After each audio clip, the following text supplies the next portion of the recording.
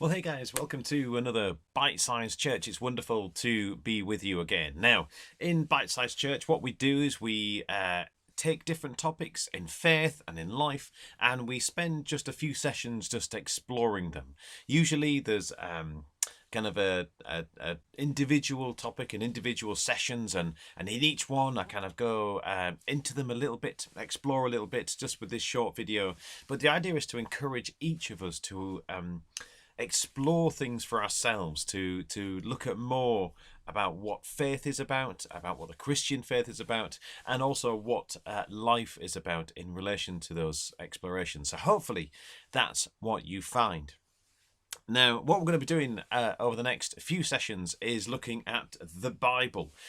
Now, obviously, the Bible is an incredibly important book, and it's been on the bestsellers list for many years. It still sells so many copies each year, and there's all different types of Bible. So just in my study, and this isn't all of them, I've got this kind of Bible, bit battered, that one. I've got this kind of Bible, which is a street Bible, more modern. I've got this one called the Amplified Bible. I've got this one, the Good News Bible, which has got lovely little tags in the side. Look at that, the Good News Bible. Look at that one. I've got a Youth Bible here, and I could keep going. There's loads of different types of Bible around. But before we really get into the Bible, and before we start to think about what it is, how it's put together, what's the story about, how does it all work together, what is the Bible?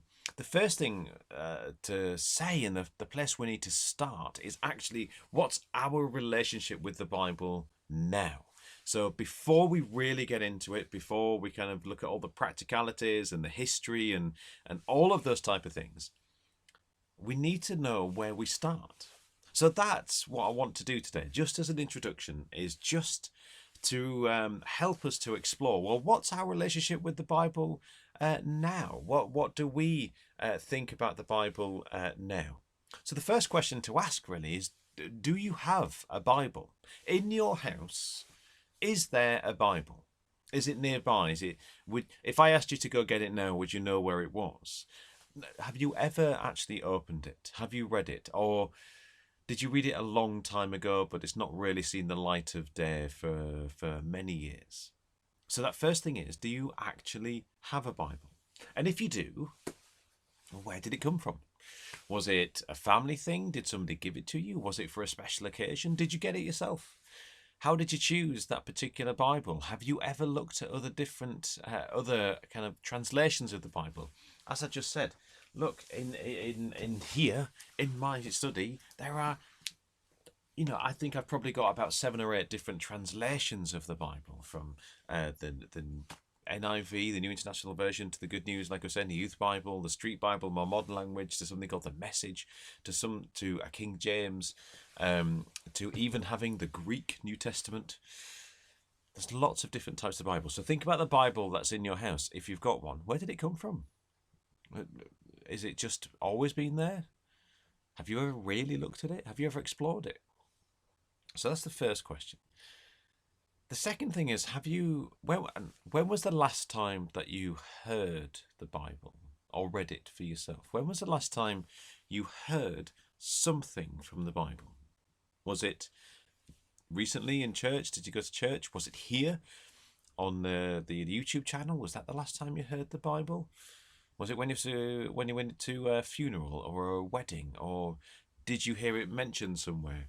Or did you read a bit for yourself? But when was the last time that you heard something from the Bible? And what was it and where was it?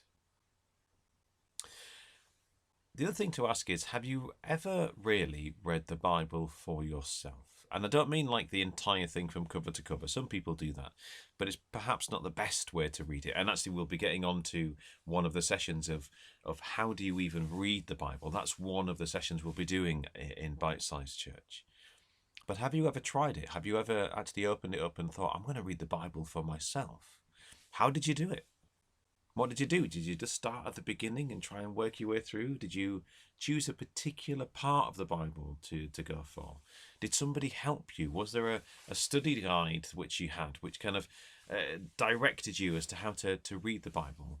Or Was it something you tried and you just couldn't get into it? You just didn't know what was going on?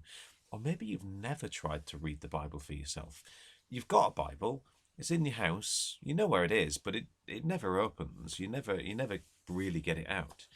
But you hear the Bible often because you hear other people reading it, and you hear other people speaking about it. But you've never really read it for yourself.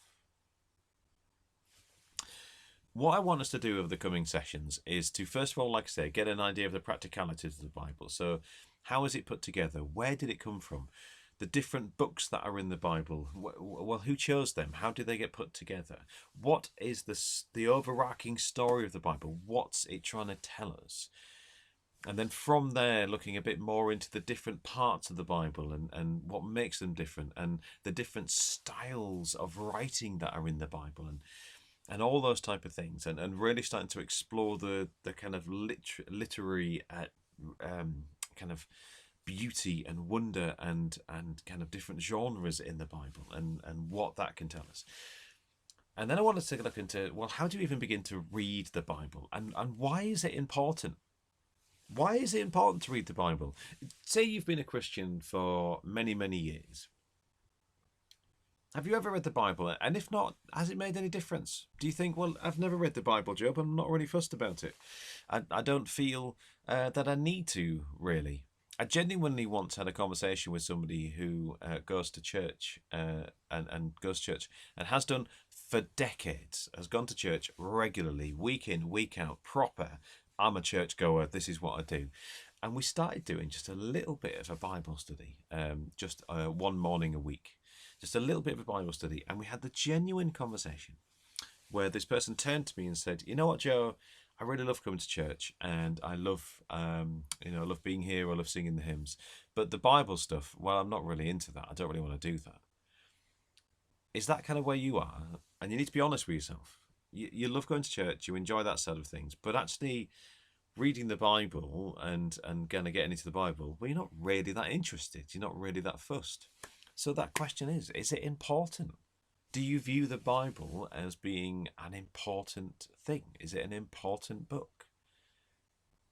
What I hope to do over the next few sessions is look at the practicalities of the Bible, the history, the different styles that are in there, the different books, the different parts, but also to explore that question. Is the Bible genuinely an important thing that we should be looking at? Should we be spending more time for ourselves exploring it? And if we're not, how can we do that? And if we don't think it's important, then what does that tell us about the faith that we have?